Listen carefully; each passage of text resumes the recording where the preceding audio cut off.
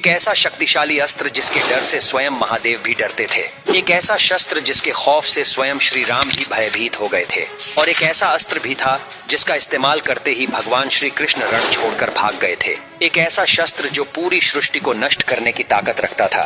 दोस्तों, आइए जानते हैं हमारे सनातन इतिहास में वर्णित सबसे शक्तिशाली अस्त्रों और शस्त्रों के बारे में। हमारे महान काव्यों को अगर हम पढ़े तो उनमें ऐसे कितने ही अवसर आते हैं जब योद्धाओं, देवों, यक्षों, राक्षसों आदि द्वारा युद्ध में कई शक्तिशाली अस्त्रों और शस्त्रों का उपयोग किया गया। इनमें कितने ही दिव्यास्त्र ऐसे थे जिसका उपयोग उस समय नहीं किया गया होता तो इतिहास कुछ अलग सा होता, कुछ मजबूरी में और कुछ तो बस उन्माद मचाने के लिए चला दिए गए। दोस्तों, वीडियो को पूरा देखें और कमेंट में ओम नमः शिवाय जरूर लिखें। नंबर 10, इंद्रास्त्र। ये इंद्रदेव का एक प्रबल अस्त्र है। लक्ष्मण जी ने इंद्रास्त्र चलाकर ही मेघनाद का वध किया था। श्री राम ने इसी अस्त्र को चलाकर कुंभकर्ण को मार गिराया था। अर्जुन ने महाभारत में इसका उपयोग कई बार किया था। नंबर 9, ब्रह्मास्त्र।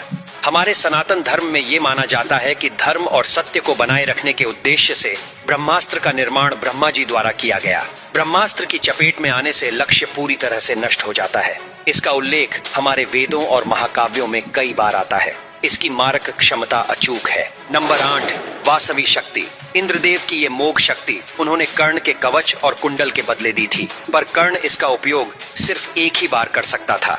इसी से कर्ण ने घटोत्कच का वध किया था। नंबर 7, रौद्रास्त्र।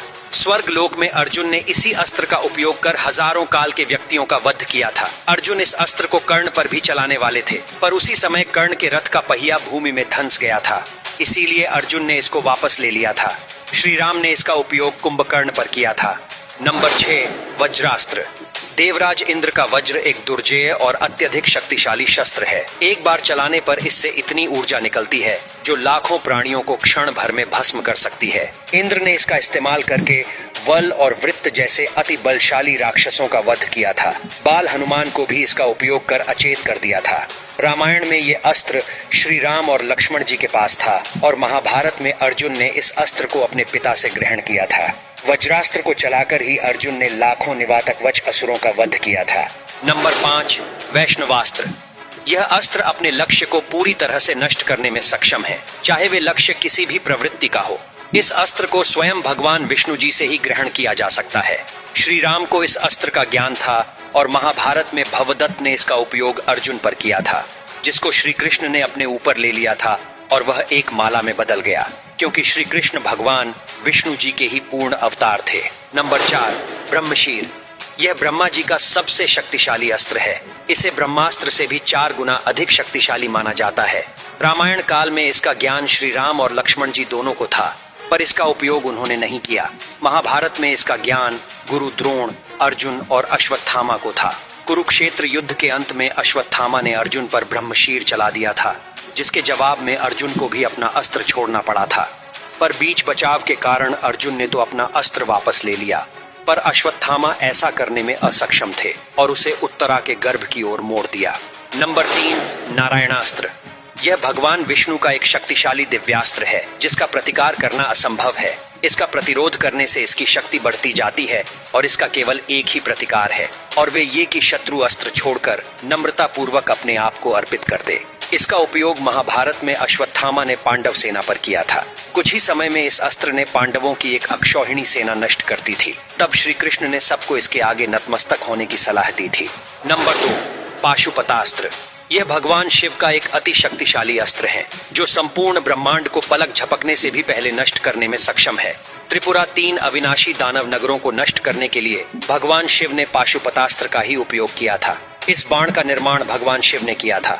महाभारत में इसका ज्ञान केवल अर्जुन को ही था और रामायण काल में श्री राम को यह अस्त्र ब्रह्म ऋषि विश्वामित्र जी से प्राप्त हुआ था। इसका उपयोग मानसिक संकल्प से, दृष्टि से, वाणी तथा धनुष द्वारा भी कर सकते हैं।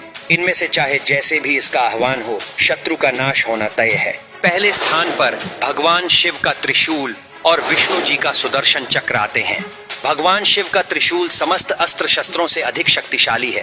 इसका प्रमाण हमें महाभारत के अनुशासन पर्व में मिलता है। त्रिशूल के 3 मुख्य रचनात्मक ऊर्जाओं के 3 रूपों ईरा, पिंगला और सुषुम्ना का प्रतिनिधित्व करते हैं। शंकर जी द्वारा छोड़े जाने पर वह इस पृथ्वी को विदीर्ण कर सकता है, महासागरों को सुखा सकता है अथवा समस्त संसार का संहार कर सकता है। धूम रहित आग की ज्वालाओं सहित वह काला त्रिशूल प्रलय काल के सूर्य के समान उदित हुआ था और हाथ में सर्प लिए अवर्णनीय शक्तिशाली पासधारी यमराज के समान जान पड़ता है। और वही सुदर्शन चक्र अजयता, गति और मन को इंगित करता है। सुदर्शन चक्र अच्छाई की बहाली को भी दर्शाता है। भगवान विष्णु का ये चक्र शिव जी की त्रिशूल की ही तरह अति शक्तिशाली है। एक बार इस चक्र को छोड़े जाने पर इसको काट पाना असंभव है। विष्णु जी के अवतार श्री राम और श्री कृष्ण जी ने इसको धारण किया था, लेकिन इसका उपयोग इन दोनों में सिर्फ श्री कृष्ण ने ही किया था। श्री कृष्ण ने सुदर्शन चक्र से ही शिशुपाल का वध किया था।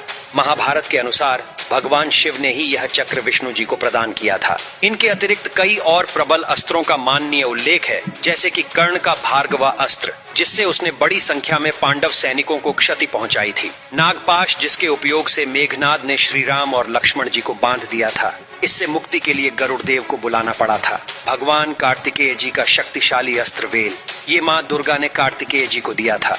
इसी से उन्होंने तारकासुर और उसके साथ आए लाखों दैत्यों का वध किया था। अंजलि का अस्त्र, जिससे अर्जुन ने कर्ण का वध किया था। भीष्म पितामह का प्रस्वाप्न अस्त्र और भी कई ऐसे अस्त्र, अंतर्ध्यान, आग्नेय अस्त्र, सम्मोहन अस्त्र, वरुणास्त्र इत्यादि मुख्यतः इन्हीं वस्त्रों को ही अति शक्तिशाली माना गया।